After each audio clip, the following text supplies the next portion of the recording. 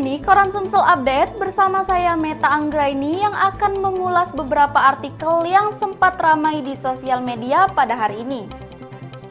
Dikutip dari republika.co.id, sejumlah ruas jalan protokol dan beberapa kawasan pemukiman penduduk di Kota Palembang, Sumatera Selatan kembali banjir atau tergenang air hujan hingga 30 cm lebih akibat hujan lebat yang berlangsung selama beberapa jam. Hujan lebat itu mengakibatkan drainase, kolam retensi, dan anak sungai Musi meluap dan menggenangi beberapa lokasi pemukiman penduduk serta ruas jalan protokol, dan juga berdampak terhadap arus lalu lintas yang mengalami kemacetan panjang. Dan tidak sedikit kendaraan roda 2 dan 4 mogok karena mesin kemasukan air.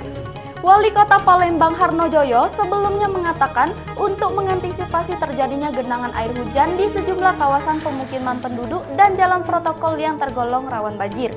Pihaknya berupaya untuk memperbaiki saluran air, melakukan pengerukan sungai dan gencar melakukan kegiatan gotong royong pembersihan lingkungan dari sampah dan tanaman liar.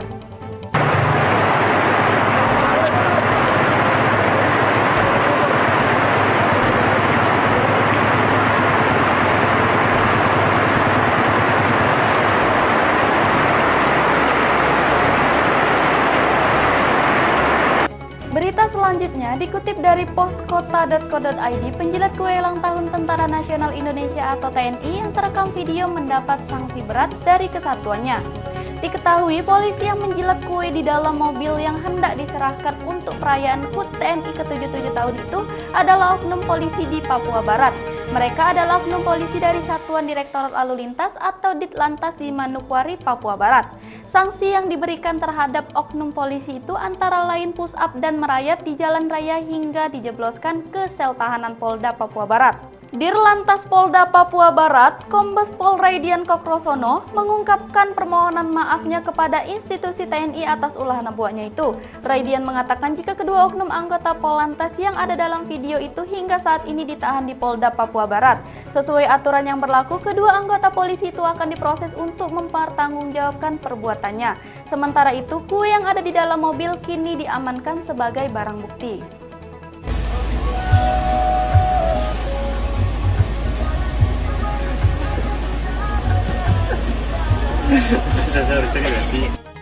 Kalau saya tuh bawa prajurit di belakang. Selamat ulang tahun Pak Kwi. Semoga tidak panjang umur. Oke. Tergadanya pegangan. Mau ulang tahun. Pegang tupeng, tupeng tuh detik. Selanjutnya dilansir dari merdeka.com, seorang pria inisial BY 37 tahun ditangkap karena berlagak sebagai anggota kepolisian. Tak tanggung-tanggung, seragam yang ia kenakan berpangkat komisaris besar atau kombes. Penangkapan berawal dari video viral di media sosial. Ketika itu pelaku mengendarai sepeda motor mengenakan seragam polisi lengkap dengan pangkat setingkat Kapolrestabes Palembang. Petugas langsung melakukan penelusuran dan diketahui berada di kawasan Pasar 16 Ilir Palembang, Selasa 4 Oktober malam. Saat ditangkap, pelaku mengenakan seragam polisi berpangkat komisaris besar atau kombes. Kapolsek Ilir Barat 2 Palembang, Kompol Iren mengungkapkan, tersangka merupakan warga Kelurahan Bukit Lama, Kecamatan Ilir Barat 1 Palembang. Dia dilaporkan meresahkan pedagang. Dari pemeriksaan sementara, tersangka mengaku membeli seragam polisi bekas di Pasar 16 Ilir Palembang. Seragam itu dibelinya seharga Rp15.000. Dia berdalih hanya untuk dipakai sehari-hari, bukan untuk menakuti warga dan pedagang. Aku nak balik. Bukit besar. Bukit besar ini baju kau itu nah. Sudah aku lagi sibuk. Nah. Sudah. Ini nak cecak polisi. Ya Allah ya Tuhanku. Awas aku dah pulang. Nak pulang kau. Kaki lu. Sudah. Kita tunggu sini. Oh. Sudah. Saya Bayu. Terus stop dulu.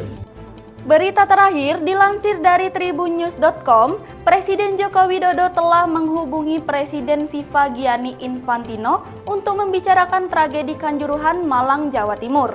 Hal itu disampaikan Presiden Jokowi usai menghadiri peringatan HUT TNI di lapangan Istana Merdeka, Jakarta, Rabu 5 Oktober 2022. Selain membahas tragedi Kanjuruhan, Jokowi dan Presiden FIFA juga membicarakan gelaran Piala Dunia U20 yang dimana Indonesia akan menjadi tuan rumah pada 2023 mendatang.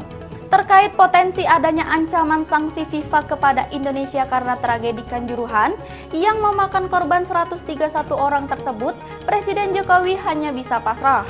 Presiden Jokowi menyerahkan keputusan apapun kepada pihak FIFA. Sebelumnya, Presiden FIFA Gianni Infantino mengeluarkan statement terkait kericuhan yang terjadi di Kanjuruhan pada Sabtu 1 Oktober 2022 malam waktu Indonesia Barat. That have taken place in Indonesia at the end of the match between Arema FC and Persebaya Surabaya.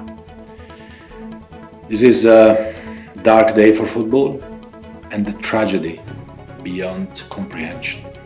Ia menilai insiden di Kanjuruhan sebagai hal yang tragis. Tak lupa, ia juga menyampaikan bela sungkawanya kepada para korban yang berjatuhan serta kepada sepak bola Indonesia yang sedang berduka. I extend my deepest condolences to the families and friends of the victims who lost their lives following these tragic incidents.